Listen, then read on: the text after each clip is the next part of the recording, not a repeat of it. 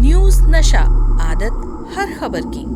दोस्तों नमस्कार, मैं हूं विनीता यादव और जहां पर लोकसभा चुनाव की तारीखों का ऐलान हो गया है, वहीं पर जम्मू कश्मीर के चुनाव की तारीखों का ऐलान नहीं हुआ। ये माना जा रहा था कि साथ ही साथ ये तारीखों का भी ऐलान हो जाएगा, क्योंकि कई राज्यों के तारीखों का ऐलान हुआ लेकिन जम्मू कश्मीर का नहीं हुआ। मुख्य चुनाव आयुक्त राजीव कुमार से जब जम्मू कश्मीर का सवाल किया गया तो उन्होंने उस पर कुछ जवाब भी दिया। पहले मैं आपको बता दूं कि किस तरह से जम्मू कश्मीर के चुनाव के दौरान कितनी बड़ी संख्या में कितने उम्मीदवार होंगे और कितने बड़ा सुरक्षा बल जो है उसकी ज़रूरत पड़ेगी। दरअसल जम्मू कश्मीर में जब विधानसभा चुनाव में एक सीट पर 10 से 12 उम्मीदवार खड़े होंगे तो ये मानकर चलिए कि लगभग 1000 उम्मीदवार चुनाव लड़ेंगे और हज़ारों उम्मीदवार को सुरक्षा देने के लिए एक बड़ी परेशानी सामने आ सकती है। ऐसा मुख्य चुनाव आयुक्त राजीव कुमार ने कहा कि पर्याप्त सुरक्षा बल नहीं है, जिसके चलते ये चुनाव साथ में नहीं किए गए हैं जम्मू कश्मीर के चुनाव। पहले मैं आपको ये बता दूं कि जिस तरह से तमाम राज्यों के जो अभी पेंडिंग चुनाव चल रहे हैं वो, और उसके अलावा साथ ही लोकसभा चुनाव की तारीखों का ऐलान हुआ, लेकिन जम्मू कश्मीर जहां पर धारा 370 हटाई गई उसके बाद किस तरह का असर वहां हुआ, अगर लोकसभा चुनाव के साथ ये चुनाव होता तो किस तरह से जनता का इस पर रवैया रहता। केंद्र और विधानसभा चुनाव दोनों ही चुनाव में किस तरह से लोगों का क्या तस्वीर सामने निकल के आती, ये अपने आप में एक बड़ी बात है। लेकिन 370 के बाद अमित शाह ये सोचते हैं कि वहाँ से उन्हें बड़ा समर्थन मिलेगा, लेकिन इस दौरान में कोई बहुत ज़्यादा समर्थन वाली बातें सामने नहीं आई। जिस तरह की बातें की गई थी कि बहुत ज़्यादा पर्यटक वहाँ जाएंगे, वो भी तस्वीरें सामने नहीं आई। लोग ज़्यादा वहाँ इन्वेस्ट करेंगे, वो भी तस्वीरें बहुत ज़्यादा सामने नहीं आई। तो उसके बाद में अब वहाँ पर चुनाव लड़ने के लिए और चुनाव में जो नतीजे सामने आएंगे, खास तौर से 370 हटाए जाने के बाद, तो केंद्र सरकार यानी कि बीजेपी तो कम से कम इस वक्त ये सोच रही है कि किसी तरह से उन्हें जम्मू कश्मीर से अच्छा समर्थन प्राप्त हो जाए, ताकि वो अपने इस फैसले को एक बड़ा सपोर्ट दिखा सके और ये बता सके कि उनका फैसला कितना सही था। लेकिन यहाँ पर ये चुनाव साथ में नहीं करके और इसे बाद में अलग से करने वाली रणनीति जो है उसे समझने की ज़रूरत है। मुख्य चुनाव आयुक्त राजीव कुमार इसमें कहते हैं कि लोकसभा चुनाव के तुरंत बाद जम्मू कश्मीर में विधानसभा चुनाव होंगे, क्योंकि तब सुरक्षा बल उपलब्ध हो जाएंगे। राजीव कुमार ने यह भी कहा कि जम्मू कश्मीर पुनर्गठन अधिनियम में 107 विधानसभा सीटों का प्रावधान था, जिसमें 24 पीओके के लिए आरक्षित थे। बाद में डिलिमिटेशन में सीटों की संख्या बढ़ाकर पीओके की 24 सीटों के साथ 114 कर दी गई हैं। इसके अनुरूप जम्मू कश्मीर पुनर्गठन अधिनियम में संशोधन दिसंबर 2023 में किया गया, इसलिए पहले वहां चुनाव नहीं कराए जा सके। मुख्य चुनाव आयुक्त ने बताया कि प्रदेश में लोकसभा की 5 सीटों के लिए चुनाव 5 चरणों में कराए जाएंगे। आइए आपको बता देते हैं कि किस तरह से ये चुनाव होंगे, लोकसभा के चुनाव जम्मू कश्मीर में, और जम्मू कश्मीर में जो लोकसभा के चुनाव होंगे उसमें भी काफ़ी हद तक आपको ये क्लैरिटी हो जाएगी कि विधानसभा में जम्मू कश्मीर में क्या रुख रहने वाला है और 370 हटाए जाने के बाद जनता की क्या प्रतिक्रिया है मोदी सरकार को लेकर। पहला चरण 19 अप्रैल को होगा, दूसरा 26 अप्रैल, तीसरा चरण 7 मई, चौथा 13 मई और पांचवा 20 मई, यानी कि 19 अप्रैल से 20 मई के बीच में ये 5 चरणों में जम्मू कश्मीर में लोकसभा चुनाव हो जाएगा। कुल 5 सीटें यहाँ पर हैं, उधमपुर, जम्मू, अनंतनाग, राजौरी, श्रीनगर और बारामूला। यहाँ पर सरकार बहुत ज़्यादा ऐसा कोई बड़ा रिस्क नहीं ले सकती है। खास तौर से अगर बात करें चुनाव आयोग की, तो वो इसमें कोई बड़ा रिस्क नहीं लेते दिखाई दे रहे हैं, और एक एक करके जिस तरह से हर चरण के साथ में सीट का चुनाव होगा, तो अगर जम्मू कश्मीर में चुनाव के दौरान कोई भी स्थिति होती है सामने, तो उसका असर पूरी तरह से तमाम लोकसभा चुनाव की सीटों पर पड़ सकता है।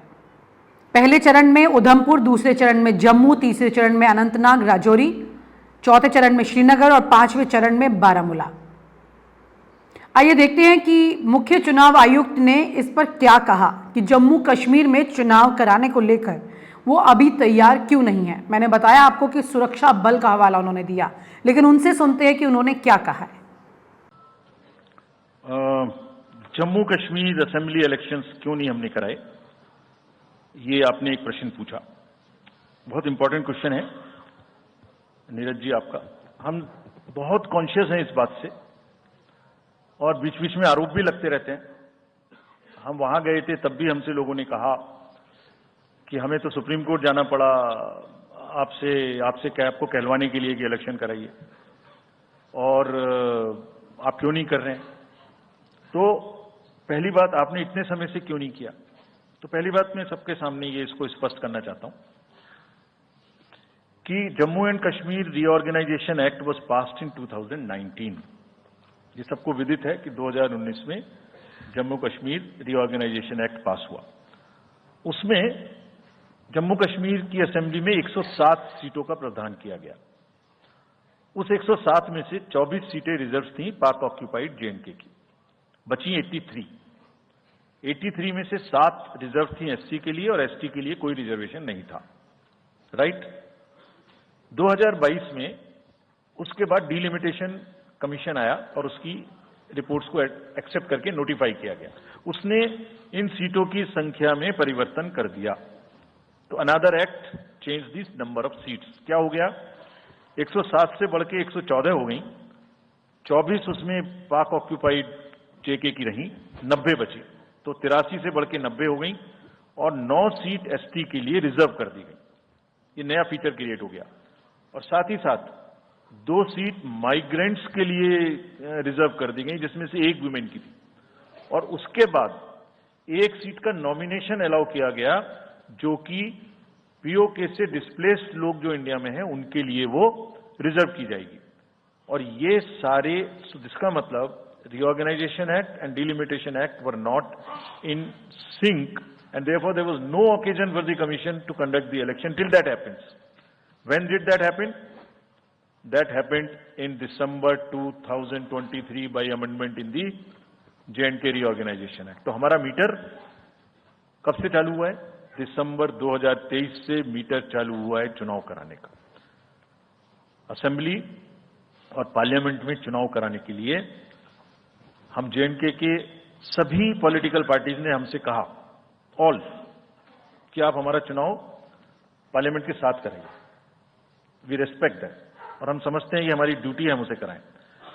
सारी एडमिनिस्ट्रेटिव मशीनरी ने टुगेदर एक स्वर में कहा कि सर हम एक साथ नहीं करा सकते। हमने पूछा क्यों, तो उनका आंसर था कि जब असेंबली कॉन्स्टिट्यूएंसी के चुनाव साथ साथ में होंगे तो एक असेंबली में लगभग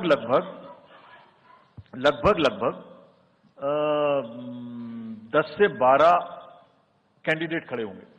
सो 90 इंटू 12 करीब 1000 कैंडिडेट हो गए। और जेएंडके में सिक्योरिटी की वजह से हर कैंडिडेट को कम से कम 2 सेक्शन फोर्स प्रोवाइड करनी पड़ती है। 2 सेक्शन फोर्स का मतलब हो गया कि हमें करीब 1000 के बीच में 450-500 लोगों की कंपनीज की जरूरत और एक्स्ट्रा पड़ेगी। वो इतने बड़े देश में इस समय में सिक्योरिटी रीजंस में प्रोवाइड नहीं था। बट वी स्टैंड कमिटेड कि हम जैसे ही ये चुनाव खत्म होते हैं उसके तुरंत बाद, क्योंकि फोर्सेस की हमारे पास अवेलेबिलिटी हो जाएगी, हम चुनाव जल्दी से जल्दी वहां कराएं। फर्स्ट क्वेश्चन ये था कि 7 फेज में इलेक्शन क्यों, और अपोजिशन पार्टीज का ये आरोप है कि 7 फेज में होने से लेवल प्लेइंग फील्ड डिस्टर्ब होती है, किसी को फायदा होता है। एक बार कभी पूरी कंट्री का भौगोलिक और ज्योग्राफिक इतिहास और ज्योग्राफिक स्थिति को नजर डाल के देखिए। नदी, नाले, बर्फ, पहाड़, जंगल, गर्मी, सिक्योरिटी फोर्सेस का मूवमेंट कभी सोच के देखिए। They will be moving like within 3 to 4 days between the gap in the phases, they will walk length and breadth of the country. उनके ऊपर प्रेशर कभी देखिए कितना होता होगा। कभी इलेक्शन मशीनरी की पूरी प्रोसेस, कभी एग्जाम्स, कभी फेस्टिवल्स, होली, रमजान, रामनवमी, पता नहीं क्या क्या फेस्टिवल्स बीच में। जब कैलेंडर पे हम लेके बैठते हैं तो एक डेट फिक्स करते हैं, दूसरे में चली जाती है, दूसरी फिक्स करते हैं, कहीं प्रॉब्लम आ जाती है। हम किसी को फेवर करने के लिए, किसी को नुकसान करने के लिए कोई भी एक्शन नहीं लेते, किसी को ऐसा भ्रम है तो वो गलत है। हम फैक्ट्स पे बात कर सकते हैं। जहां की जो मैंने कहा था हर राज्य अपने आप में अलग अलग है, किसी राज्य में 1 में भी है, किसी राज्य में 7 में भी है। जिन राज्यों में 7 में है वहां का विस्तार बहुत बड़ा है, नंबर ऑफ पार्लियामेंट्री कॉन्स्टिट्यूएंसीज बड़ी हैं, कंटेस्टेशंस ज्यादा हैं, इसलिए वो 7 में है। My friend from the Tamil Nadu has asked, वहां 1 में है, लेकिन वहां दूसरा चैलेंज है जिसके लिए what he has talked about, there is a challenge of money power in that particular state, and as I mentioned we are extremely careful of what he has asked. If you learn it from the assembly elections which happened in another southern state recently, we have been able to cure that menace of money power to a very large extent, and we would control this. Please don't be worried. Similarly, I'll on the expenditure side take this question from BBC that how much we spend. Each candidate is allowed to spend in the parliamentary constituencies up to 80 lakhs, up to limit, and in the assembly up to 90, up to 90 lakhs, and in the assembly up to 38. So if you combine amongst the candidate, that's the upper limit, which is the expenditure. You have asked about, somebody asked about EVMs. EVMs के बारे में मैं बहुत बार बता चुका हूं, लेकिन ठीक है, आपने फिर क्वेश्चन पूछा है तो, और देश में एक ऐसा अभियान भी चल रहा है जिसको बताना भी जरूरी है, इसलिए मैं थोड़ा विस्तार में बता ही देता हूं।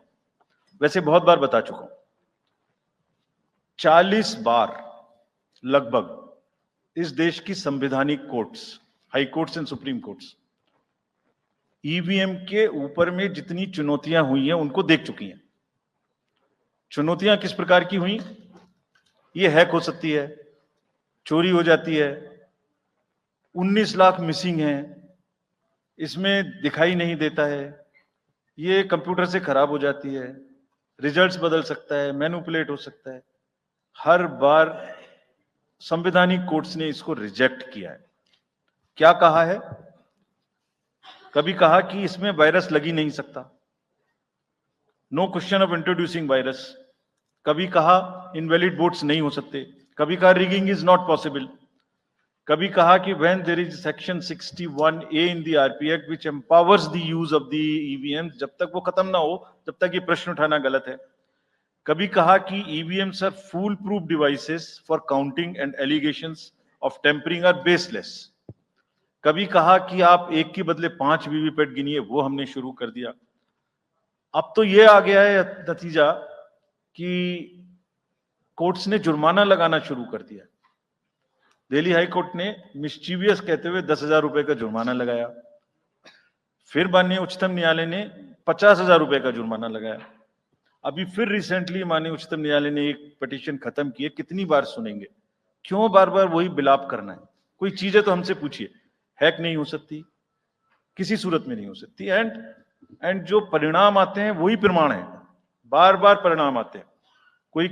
कोई भी ईवीएम लेके बैठ जाता है सोशल मीडिया पे, वो डिब्बा लेके एक बैठ जाता है, और आजकल एक नया ट्रेंड शुरू हुआ है, वो थोड़ा सा एक्सपर्ट भी बन जाता है। आजकल 1-2 एक्सपर्ट भी चल रहे हैं सोशल मीडिया पे, वो कहाँ की डिग्री है, कहाँ के एक्सपर्ट हैं, थोड़ा देखना भी चाहिए।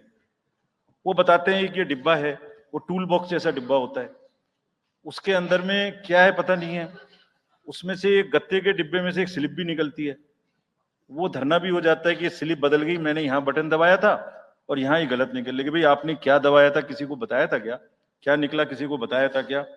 अरे संविधान कोर्ट्स कह रही हैं। अच्छा, जितनी बार हमसे आप पूछेंगे उतनी बार हम उसका एक क्वेश्चन लेके आपको FAQs में डाल देंगे। 100+ क्वेश्चन है।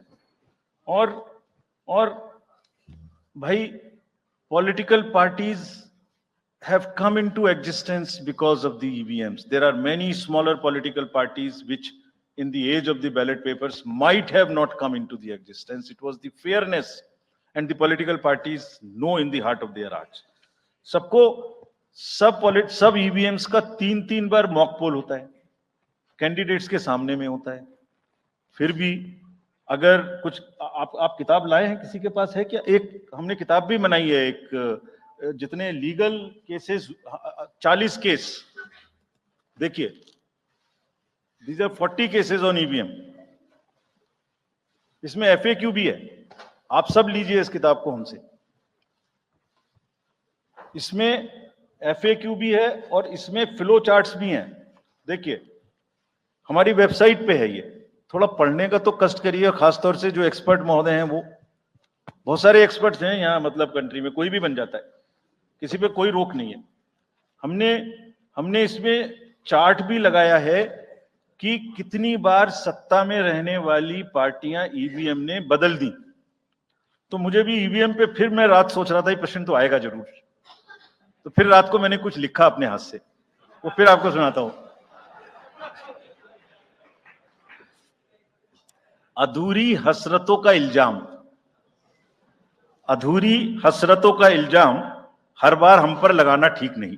ये ईवीएम कह रही है, मैं नहीं कह रहा हूं। अधूरी हसरतों का इल्जाम हर बार हम पे लगाना ठीक नहीं, वफा खुद से नहीं होती, खता ईवीएम की कहते हो। और बाद में गोया जब परिणाम आता है तो उस पे कायम भी नहीं रहते, आप ही के पक्ष में रिजल्ट आ जाता है। ये क्या बात है भाई, कितने दिन?